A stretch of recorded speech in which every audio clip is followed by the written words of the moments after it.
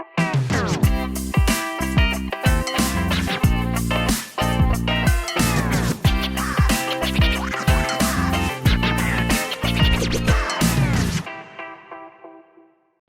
and gentlemen, welcome back to yet another amazing episode of Networking and Beyond. Today we have with us a very special guest, Dr. Salman, who is our director consultant, and we've somehow taken him as our chapter member, even though he comes from another chapter called BNI Jetkings. Dr. Salman has been on the LT of BNI Jetkings 3 times. He's our director consultant, a leader personified, and also a dentist by profession. He stands for his commitment, he stands for his leadership and responsibility. And I still remember the first time I ever had a conversation. I did not know anything about his position or anything. And the conversation that I immediately had brought some amount of warmth that I thought, this is a person that I can go for at any point of time. And since the time I've been on the LT, I've been bothering him with a lot of doubts and questions. Without further ado, ladies and gentlemen, let's welcome our guest for this very episode, Dr. Salman. Thank you, Lalit. Thank you so much for that wonderful introduction. I'm short for words. I did not expect such a beautiful way you've put my introduction. I'm so privileged to be here. Thank you for having me over here for the podcast series. Thank you, sir, for coming. And when I called you, I know you have a busy schedule. You keep seeing your patients, and the first thing I had in my mind was to get you on this podcast, and I wanted to understand a lot of things which we will get to in the interview. But before we step on to anything, how does it feel to be on the first podcast of this region? And considering you've been a senior member and you've been in the LT and all the leadership roles, how is it to be on this podcast, sir? Truly, Lalit, this podcast feels really special to me because this is also the first podcast I have ever been on. That's nice. So I really am enjoying the experience, and this being the first podcast series that we're seeing in BNI Bangalore region, this is something really special. And please remember, I will always make time for BNI Vega and BNI Vega chapter members, regardless of how busy my patient schedule is. Yeah, very true. And you've made that time, and I'm surprised sometimes being in a profession like that. The kind of time and commitment you make is absolutely amazing. And for the kind of support system you've been not only to me, but all the chapter members of BNI Vega just speaks for itself. And thank you so much for being on this podcast one more time, sir. Oh, it's my pleasure, Lalit. So let's get rolling. And today we have 3 segments. And the first segment is basically about business, how you got into this. Now, usually I ask the other entrepreneurs, what inspired you to start this business, right? But my question for you will be a little different. What inspired you to become a dentist?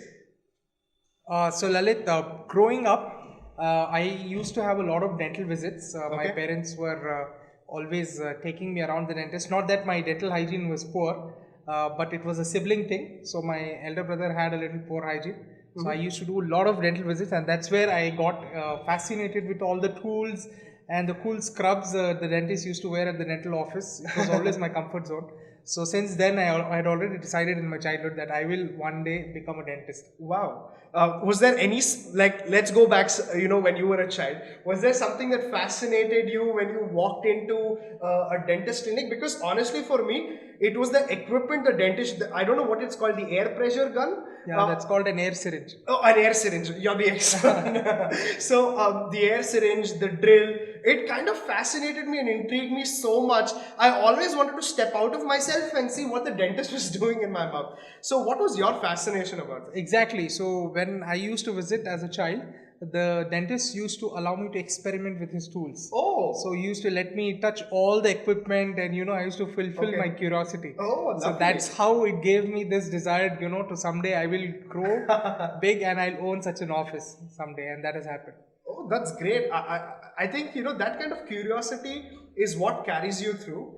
And so let's talk about this part of dentistry where you finished your graduation. What was your feeling once you finished your, graduation and now you are getting down to practice? What was the kind of feeling that you had? So, Lalit, honestly speaking, with the dentistry, when you're finishing your graduation and post-graduation, and I finished my fellowship, The entire process took me about 9 years plus. Okay. And at the end of it, it's a funny thing because you have actually not learned anything about business. You see, dental school never teaches you ABC of business. Correct. You are just a clinician. They just Correct. teach you clinical skills. And when you step into the real world of practice, business, you need to start from scratch. You're clueless. Correct. So learning the business of dentistry has been more hands-on, and I have yet to contribute a lot to BNI because BNI has taught me a lot about business. Yes, sir. That's fantastic. So my question, in fact, was about business next. So this transition phase, you can say, where you said, you were a clinical practitioner. Now you're moving on to this phase of becoming a businessman. What was your initial few learnings that you had? Like, what was like something that took you back and said, wow, this is something about business that I don't know? So there were a lot of such things, right? As a clinician, when we are learning, we don't really know how our materials come into our practice. How do we actually source them? Who supplies it? How do we make payments? How do we make purchases? There is an entire account section to it, finance section to it, sales and marketing section to it. So as a clinician, you have only one job. You just look into the patient's mouth and do the best you can. You do not think all of these adjunct people that work with you in the background to make it successful. So I think I had been discovering many new things on a daily basis when I started practicing on my own. Okay.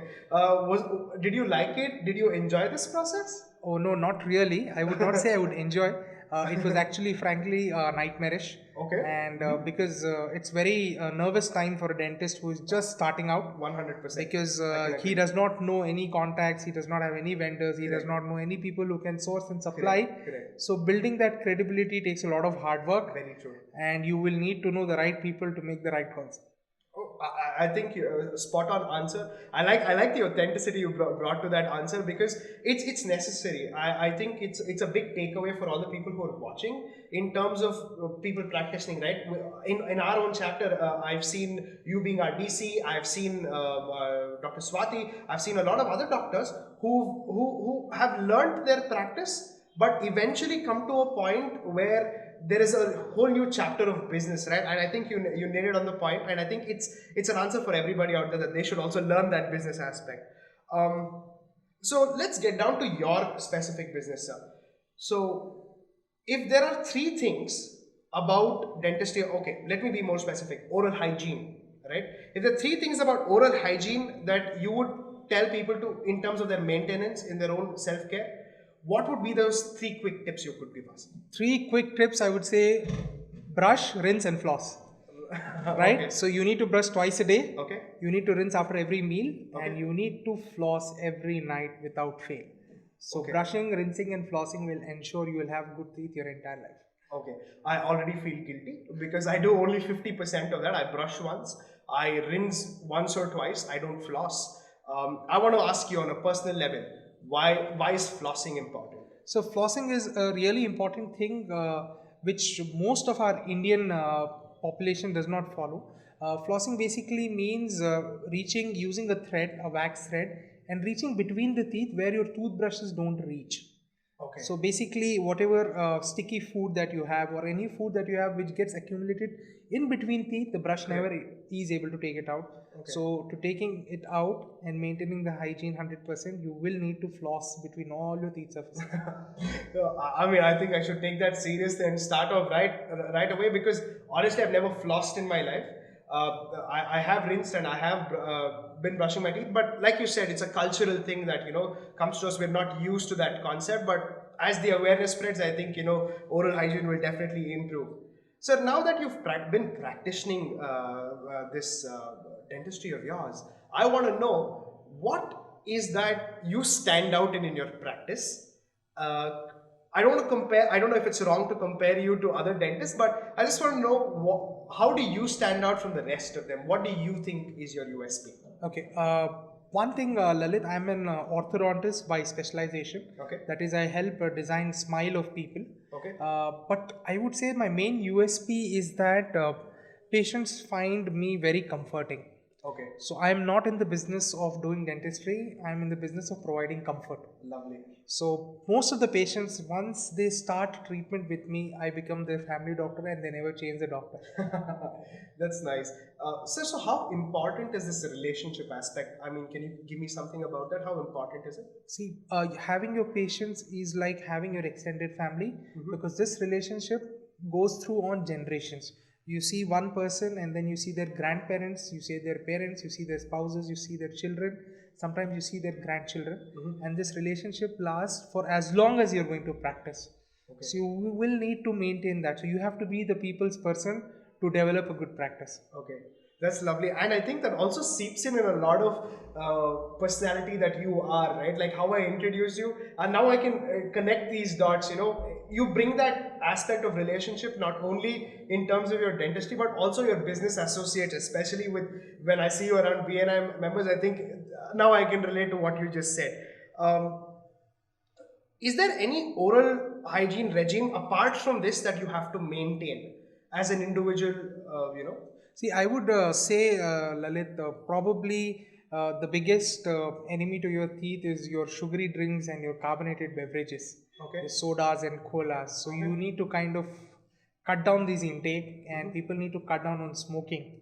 And most importantly, they need to cut down on junk eating, especially in the nights and not odd hours.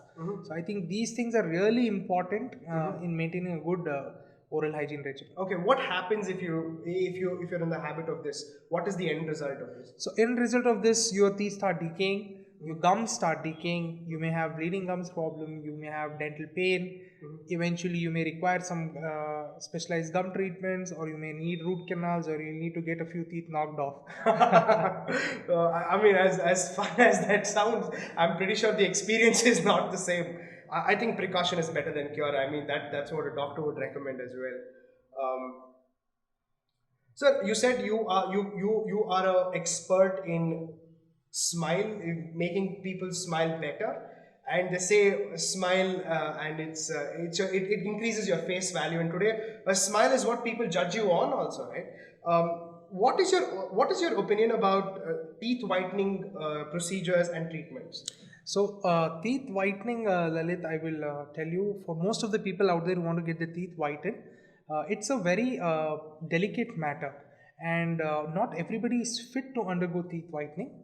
Any person, any who requires teeth whitening or who wishes to get teeth whitening done, should always get themselves first evaluated by a dentist. Okay. And only if their teeth are healthy, their gums are healthy, with the clearance of a dentist, only then they should go ahead for teeth whitening. So teeth whitening involves a thorough clinical evaluation of your oral health to see if you can receive a teeth whitening or not. Oh, okay.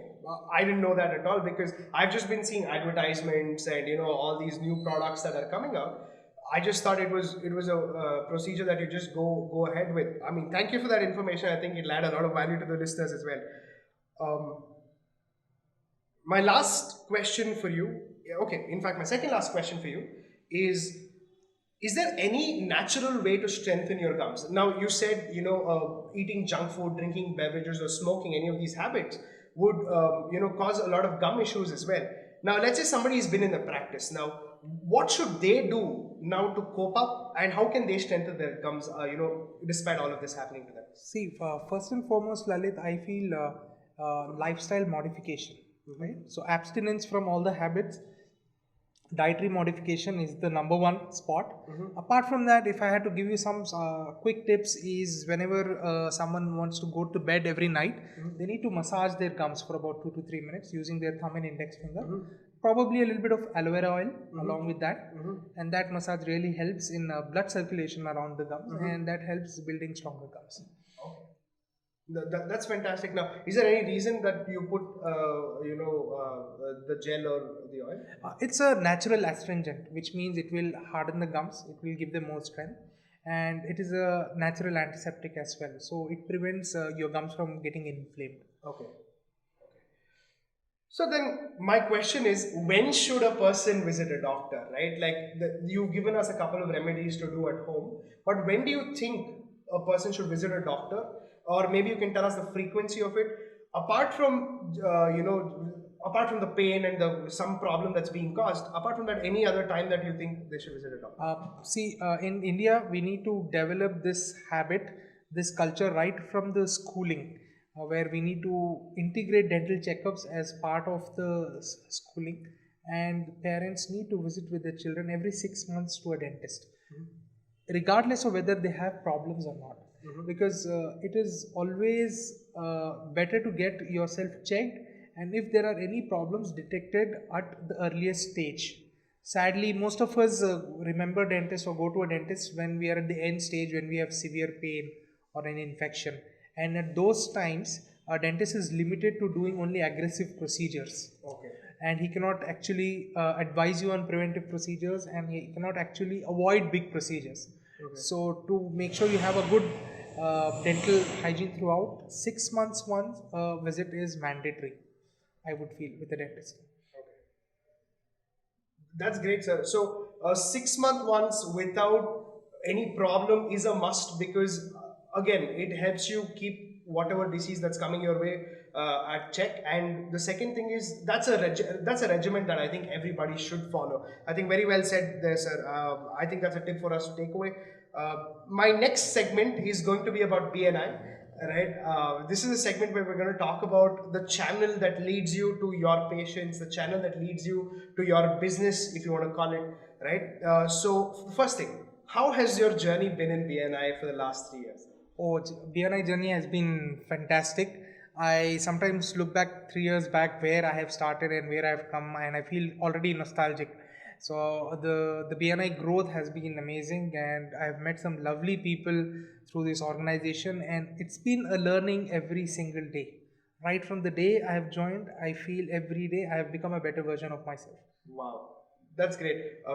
Any recent learning that you got from BNI? See, we always in BNI it teaches you that you always have to do a win-win situation. You must always think of a situation where everybody is happy. It's a people's organization again. Word of mouth matters a lot. It's a word of mouth organization. So it basically evolves your people skills. Correct. And people skills in business is in fact one of the most important things, right? So I remember studying about marketing, and one of my professors always telling me, no matter what happens, right? Even if you put a social media ad, and even if the ad is really good and you don't do your service or your job well, people will still not come to you. However, even without an ad, if you do your practice and if you do your job well, the word spreads, right? And it's the most strongest way of marketing. Very well said there, sir. This is a question that does not come across to everybody, because there can be only one DC, right? So what has your experience as a DC for BNI Vega Chapter been like? So as you're aware, I've been an ambassador before I became a director consultant for about 8 months with BNI Vega. So the transition from ambassador to being a director consultant was actually very nerve-wracking. So I was not sure, I was not confident at the beginning whether I could deliver myself, whether I could meet all the expectations that were set of a director consultant, whether I can give so much time and so much commitment. But then I decided that every day I should wake up and give my best, and that I have been giving since the time I have been a director consultant, and I think I'm getting lucky. Things seem to be falling in the right places. That's great, sir, and I'm glad that we have such a strong support system with BNI Vega. And moving on to another leadership position that you've held, that is, you've been on the LT of your own chapter. I want to know, what are 3 learnings that you can give by being on the LT of a chapter? Of a leadership team. So firstly, I've been on all 3 roles of a leadership team. Oh really? The secretary, treasurer, the president, the vice president. I've been in the MC committee. I've held most of the important roles in the chapter. I would tell 3 important things. Is the first one, do not burn any bridges. Right? Keep your relationships. Just because you're in a position of power, it's not a position of power, it's more of a position of responsibility. You will need each and every member of your chapter to grow yourself. So never burn bridges. Second thing, most importantly, which probably one term when people finish in LT they learn, is you cannot keep everyone happy. If you want to keep everyone happy, you need to get off the LT table and you start selling ice creams. So you just cannot keep everyone happy. And third most important thing I would always say is don't be afraid. Don't get intimidated. Always do the right thing. Even if you think it is scary, it always pays off in the long run. So always don't be afraid to do the right thing. I think I can agree with you being on the LT table. A lot of learnings for me as well in the last 1 month. And one thing that you rightly said is begin with the end in mind, because there is an end picture to this, and whatever we tend to react or take decisions immediately is going to cost us and is going to burn bridges as well. So I really like that point, and I think we've also had conversations based on this. Sir, now moving on from your leadership role in BNI, I want to know, Dr. Salman, as a BNI member, right? What was your procedure or process of referral generation? All right. So I have always believed in BNI or outside BNI, 97%, 98% of my business comes through word of mouth. So sincere work and good value for money for my patients. I think these two are a big driving factor that helps me put that bread and butter on my table, on my family's table. And I think that is the most important thing for any doctor, having that ethical practice and making sure you give a good value for money to your patients. Okay. That's lovely, and I like how you keep putting it back to the point that your practice is bigger than everything, right? And if you do that right, if you keep it ethical, everything will automatically follow.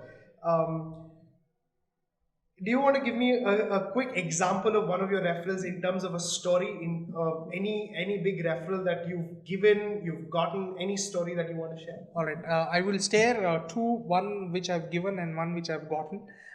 One member in my chapter who was an infrastructure commercial guy, he's been in the chapter for 4 years and he's not made a single rupee. And he was on the verge of quitting because he's not got a single referral. So having me being on the leadership team table, I was really perturbed by this fact that this person has tried really hard and hasn't got business. I did about 10 joint calls with him and finally closed a business for him. Okay. And that business has fetched him about 2 crores worth of business. And now through the same business, he's got another tier 2 referral, which is fetching him another 2 crores of business. Okay. So he's sold for BNI now. So I really believe that, BNI really impacts other people. The same way, when I get amazing referrals, I do not value them or measure them on the basis of transactional value in terms of how many rupees it is worth. For me, it is about how many tier referral can I go. Okay. So my goal in BNI is I need to hit a tier 99 referral. Okay. And the one that I received from one of my BNI chapter fellow members, I have reached tier 19. I have recorded tier 19 level of referral. Okay. So I think that's a huge success for me. Okay. So that just says that one person referring to another 19 times.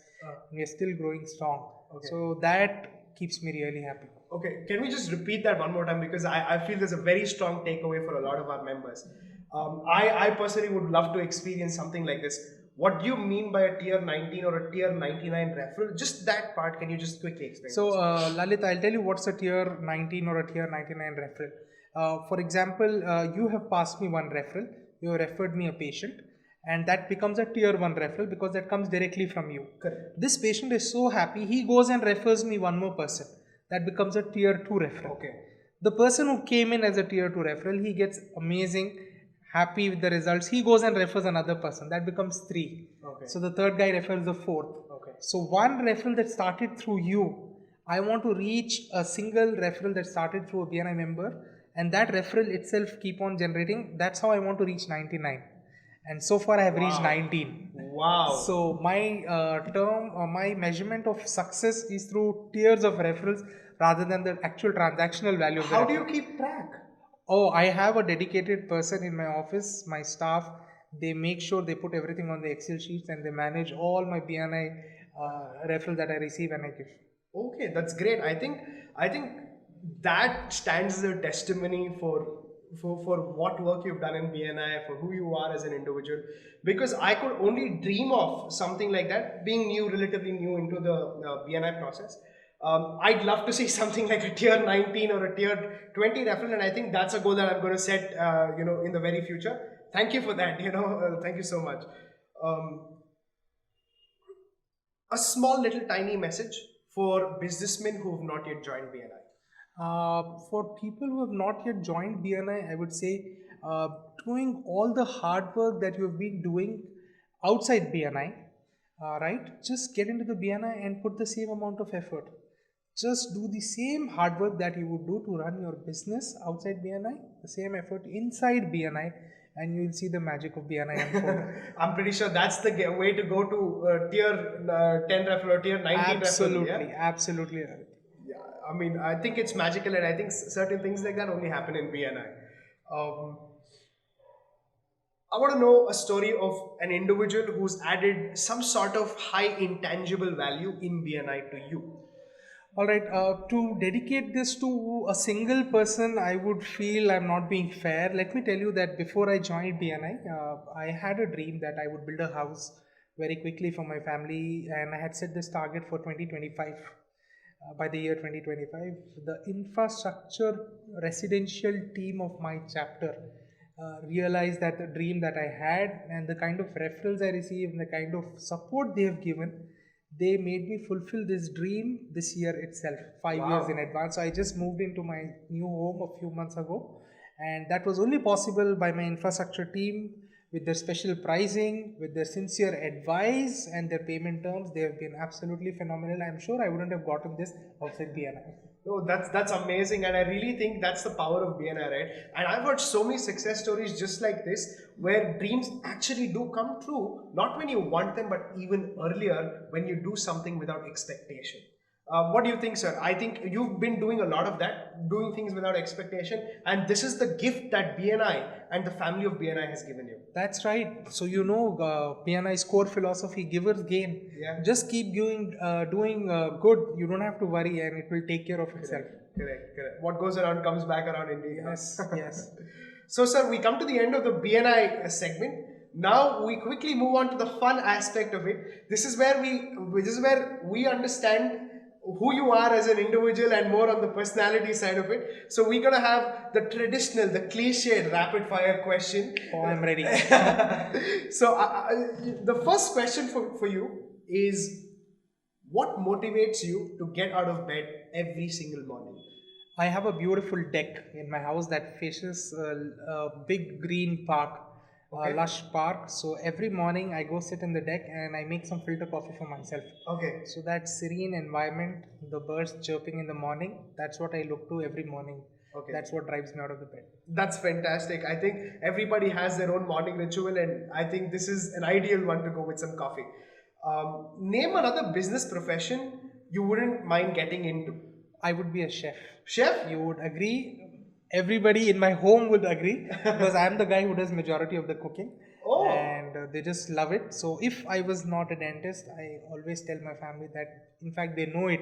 If I was not a dentist, I would be a chef someday. Same pinch on that, because I might not be the one who cooks a lot in terms of house cooking, but here in office we have a small little pantry, and I do majority of the cooking here, and I really enjoy it. And whenever people ask me about it, I definitely share the same interest as you, and I think I would have been a chef too. What's your favorite part of your current job? My favorite part of the current job is I actually solve real problems of people. People come to me when I say smile designing. It is not just about people having a good smile and I'm turning them into brilliant smiles. Okay. There are people who come to me because their self-confidence is too low. They are unable to get married. They are unable to find the right partners. They have absolutely zero social life because of the way they look. And I change their appearance completely. I transform them into new people by changing their the way their teeth look, and that builds a lot of self-esteem in them and a lot of self-confidence. So that transition that I make for them, that keeps me really going. That's fantastic, Dr. Salman. My next question to you is, name 3 business leaders you would want to have a discussion with over dinner. Okay, that's a good one. I would say I would name 3 people who I've really looked up to in terms of business. The number one would be Mr. Ratan Tata. Okay. The second one would be Yusuf Ali from the Lulu Group, and third one, my favorite, would be Mr. Warren Buffett. Okay. So all 3 of them. Ratan Tata possibly because I need to learn how he manages to win everybody's heart. Okay. And Yusuf Ali, for a guy who just came as a worker who was working in retail to becoming a guy who owns the entire Middle East retail market, it's absolutely ridiculous. I cannot believe how he managed to do that. And Warren Buffett, for the humility the man has, for the humbleness, for the humility and the frugal nature that he has, that's something really difficult to have when you're the third richest person in the world. And he wants to give away most of his wealth to charity as well. What a character indeed. I think all 3 are great. One quick thing is, we've been on this, we've had other guests on this interview, and let's say if we put a scorecard, I think Ratan Tata would be first, Elon Musk would be second, and it really speaks volumes, isn't it, for the kind of person he is. I mean, a lot of us look up to somebody like him. That's fantastic, and I think Ratan Tata has been scoring on the leaderboard, has been tipping off the scale. Sir, my next question is, if you were given $1 million, what would you do with it? If I were given $1 million, I would make a pledge that I would continue to serve all the needy people for the rest of my life with free dental treatment. Wow. Definitely. And all the needy people, whoever I can feed, I would feed them for the rest of their lives. Wow. So I continue to serve free dental treatment and free food. That's great. That's great. And I think this giving part of it again is unconditional, right? Whether it's in BNI or in any part of life, giving comes unconditionally. What are some of the most inspirational books or videos that you can recommend to some of our users that you've read or watched? Okay, in terms of any books that I have read, I've read a lot of books, and typically people would reply to self-help books and this and that. Correct. I want to give a different perspective. I think everybody should once read J.K. Rowling and her Harry Potter series, because for me, I think people need to know how much of imagination can be done through one single mind. So that is the power of imagination. I think that series puts that in perspective, that a single brain can bring up the entire world. Yes. So if she can do it, why can't you? You can imagine your own world. Very true. Moving on, let's wrap this up quickly. Sir, if you authored a book, speaking about books, if you authored a book, what would you call it? Okay, give me a moment. I think I would say, if I were to author a book, I would say simply, I would put it this way: how to be a better human being. Okay. That would be my title. Any reasons? There's a lot of kindness that's missing in people these days. Our society requires a lot more kindness, lot more understanding. People are fighting their own battles, which we are not aware of. Correct. So I think if my book or a book can inspire people to be more kinder to this society, I think this world will be a better place. Super. I agree with you, and I think even your previous statement speaks for itself for the book. What is the best advice you ever got? Alright, so I have been so many times during my education and during my career where I just have had to be too mad at myself for not trying hard enough. And this advice always stays with me is whatever that I am going through right now will not be very significant in the future. It will be insignificant. So don't stress yourself. Don't punish yourself. Live a stress-free life, because eventually we all are going to get there. Very true. And I mean, it's all about the process, and it's all about the bigger picture, right? I do agree with you on that. And my next, I have last 4 or 5 questions coming up your way. What is one community that you'd like to be a part of, or already a part of, that you would like to recommend, like a BNI? And that's what I was going to tell you now. I have been part of BNI more than 3 years. I just love this place. I enjoy this. I think everybody should be part of BNI. Yes. Simple as that. I agree too. I second that. Coffee or tea? I am a coffee person. Coffee person. I remember the birds chirping, the coffee sipping.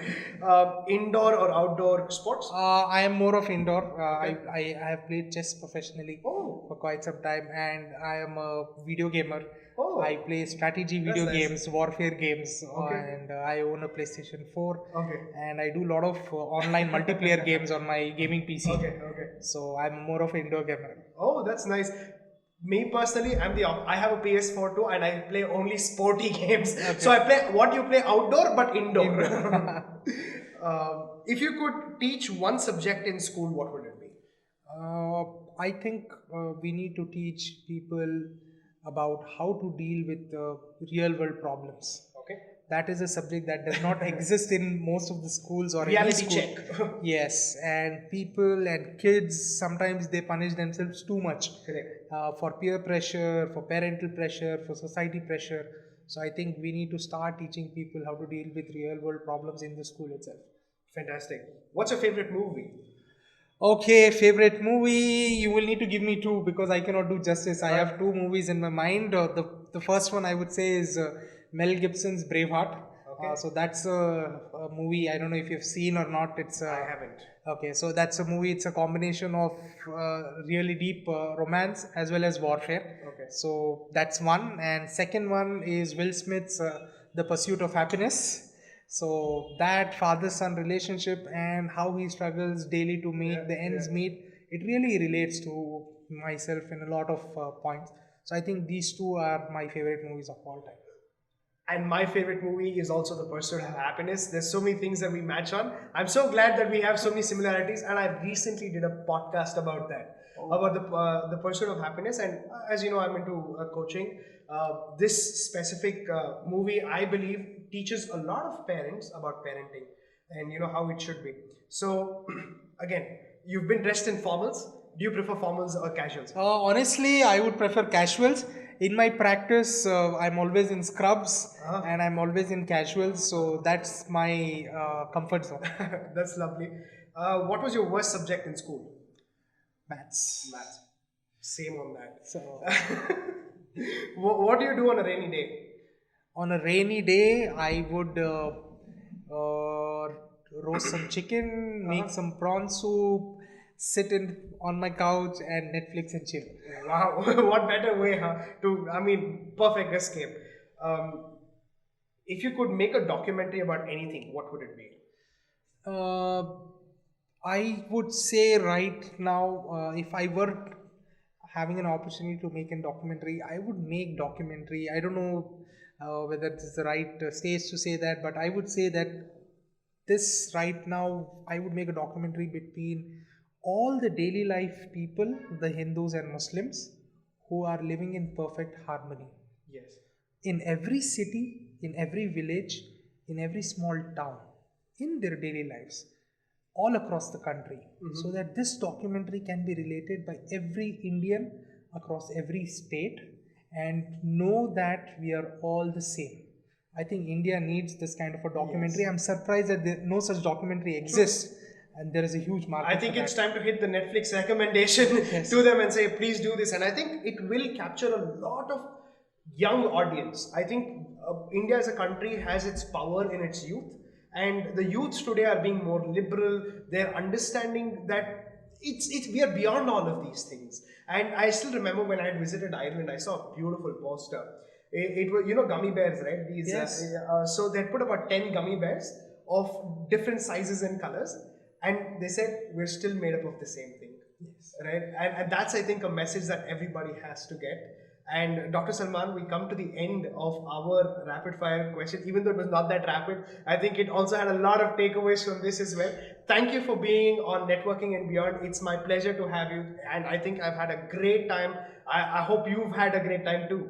Thank you so much, Lalit. I have had a fantastic time. I thoroughly enjoyed this.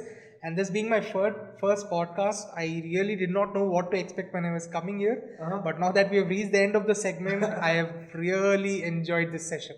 Thank you so much for having me here. Thank you so much, Dr. Salman. And thus, I really want to say that my few takeaways from throughout this podcast is number one, be selfless, be a giver. Because if you're in business, you're in the people's skills domain, right? People matter most. And the more you give to them, the more you'll get back. The second thing that I also got is that when you're into a service industry, you can't really look at it as a business, but you got to look at it as service to people, and then automatically things will flow for you. And third, remember to always floss. Because for me, I haven't been flossed. I've never flossed in my life, and I think that's a very strong takeaway for me to maintain oral hygiene, to get my eating habits right, and to floss, brush twice a day, and make sure that I do enough rinsing and gargling throughout the day to keep my oral hygiene right. I haven't visited the doctor in 6 months, and I think I'm going to visit your clinic very soon. Thank you so much, Dr. Salman, for being here one more time. It's been an amazing time with you. Thank you so much. Thank you, Lalit. On that note, my office will send you some floss. Thank you so much. Thank you.